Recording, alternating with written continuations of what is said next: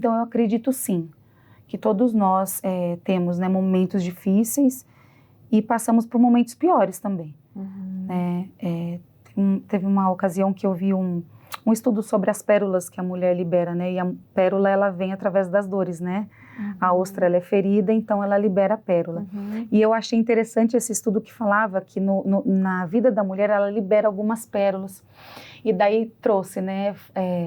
A pérola no casamento, a pérola quando o primeiro filho nasce.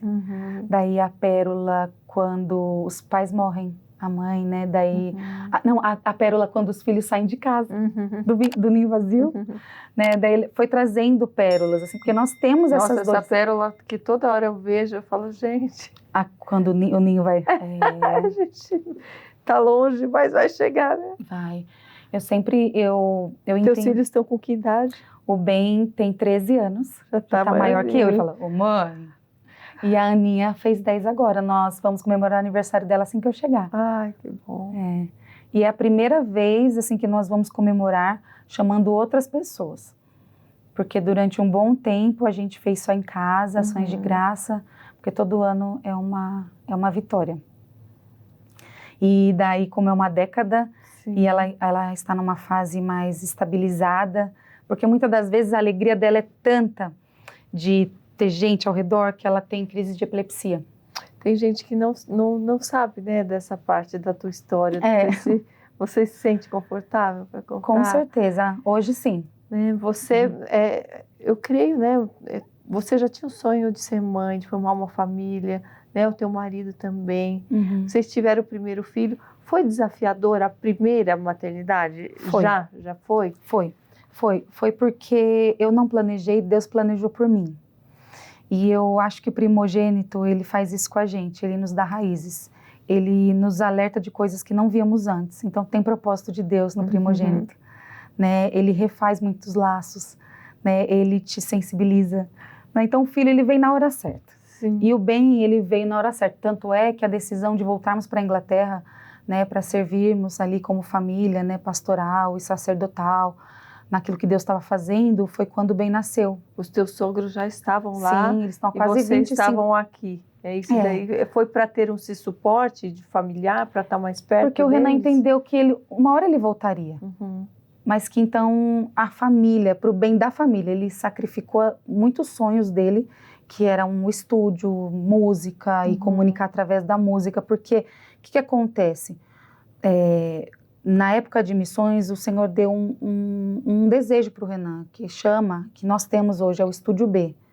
O Estúdio B é um lugar de gravação que não está preocupado em performance, mas trazer a mensagem. Igual quando Jesus levantou os discípulos, era o time B. Não foi os melhores. Os mestres da lei estavam corrompidos porque se achavam os melhores.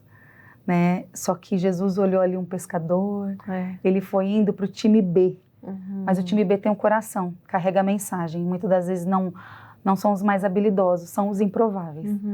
Né? Então, meu marido, a custo dos próprios sonhos, para fazer para Deus até, eram sonhos lícitos.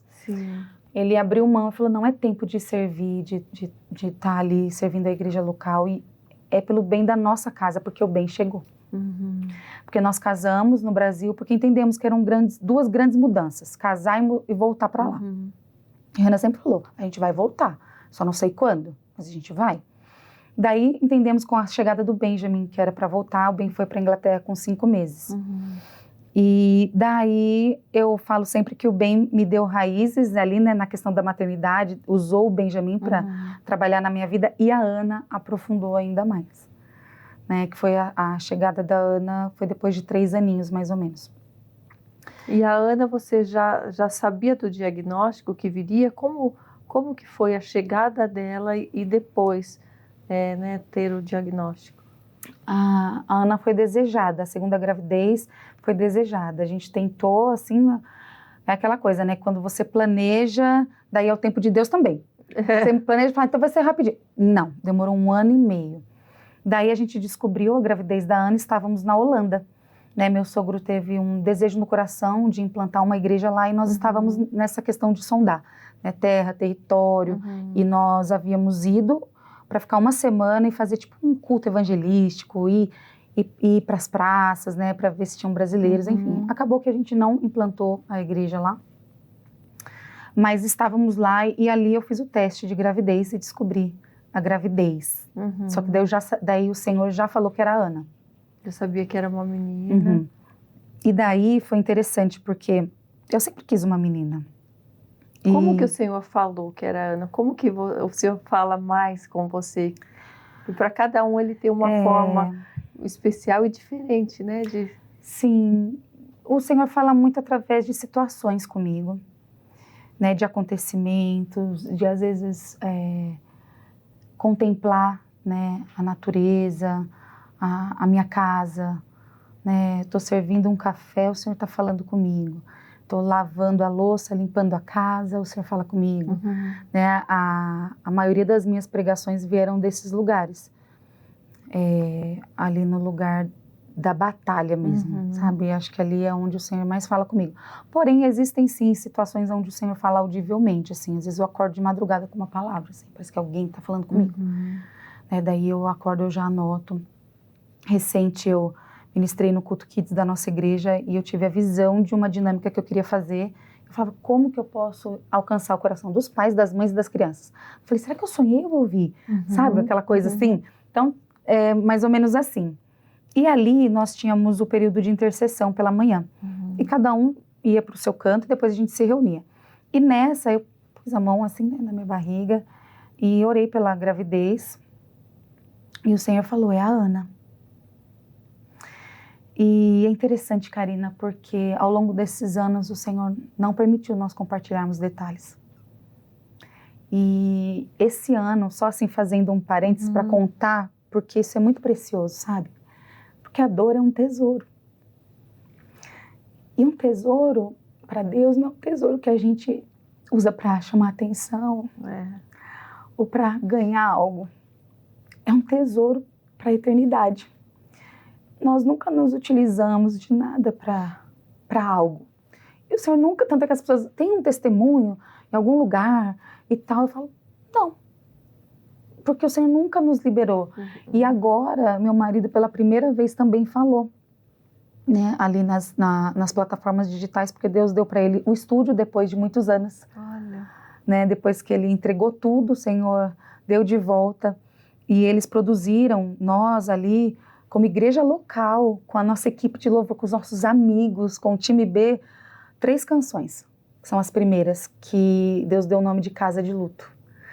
Porque Deus tem muito mais alegria no fim das coisas do que no começo delas. Porque às vezes começa difícil, mas termina muito bem. Né? Por isso que ele fala da casa de luto, que há muita sabedoria na casa de luto. Né? Então o Senhor, ele tem prazer no final também das coisas, lógico que tem no começo delas, mas eu digo assim, porque muitas das vezes eu, por exemplo, não vim de lar cristão, né? Mas eu acredito que o final vai ser muito bom, mesmo que não tenha começado bem, né? Então é isso que eu quero dizer. Então ele gravou essas 3 canções que nasceram de anos e anos atrás, em momentos de profunda dor, e agora a gente sentiu de liberar. E é interessante porque em janeiro o Senhor falou, esse ano é um ano de espalhar aquilo que eu coloquei no coração de você. Esse tesouro é como um baú, eu vou abrir. E é um baú que é um tesouro que veio através de muito sofrimento. Né? E daí falar sobre isso é revelar esses tesouros.